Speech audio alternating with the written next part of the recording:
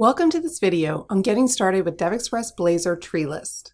The TreeList combines the power of a traditional grid with a tree view in a single UI component.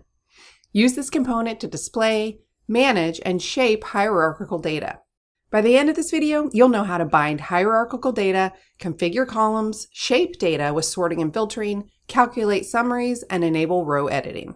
If you want to explore our implementation in greater detail, you can review the source code of this example on GitHub. The easiest way to create a page with Blazor TreeList is to create a new project using our template kit. Click Create a New Project and select DevExpress Template Kit. Give a name to the project and click Create. In a new window, select the Blazor platform, choose the TreeList group, click the TreeList tile, and create a project. The template kit automatically registers component packages, adds required static resources, and populates the control with mock data. Open the TreeList Razor page. The generated TreeList has 6 expanded columns that display formatted hierarchical data. The key relationship is between ID and region ID, which gives us the parent-child structure TreeList needs to render a hierarchy using key field name and parent key field name properties. Let's run the app. This is our tree list that displays sales data in 6 columns. You can resize those columns. The layout is configured so that all groups are initially expanded. On smaller screens, you can scroll the data area to look through all records. Next, I'll make data exploration faster by specifying sorting and filtering settings. The tree list component is pre-configured to allow users to sort data against multiple columns without additional setup. I also set sort index and sort order on columns to define a meaningful default view the moment the page opens.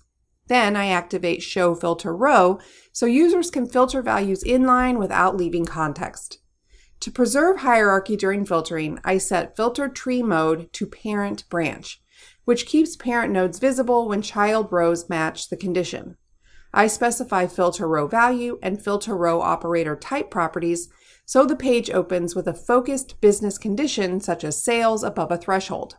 You can now see shaped data on initial load. You can change sorting and filtering settings in the UI. To gain quick insights without investigating the entire dataset, I configure total summary with summary items that use field name and summary type. In this example, I count entries and average market share so the people making decisions can read headline metrics without exporting data. After that, I enable CRUD interactions. I add a DXTreeList command column and implement event handlers for customized edit model saving, and data item deleting. In Customize Edit Model, we assign IDs and preserve parent-child links for new rows. In Edit Model Saving, we either append a new record or apply changes to an existing one. In Data Item Deleting, we remove the selected item from the source collection. All right. You can see summary information in the component footer. I now edit multiple records and can apply my changes to the data source. And that's it for this video. If you liked it, please hit the thumbs up. And if you have any questions, please leave them in the comment section below. You can also find the complete source code in the video description along with links to our documentation and live demos.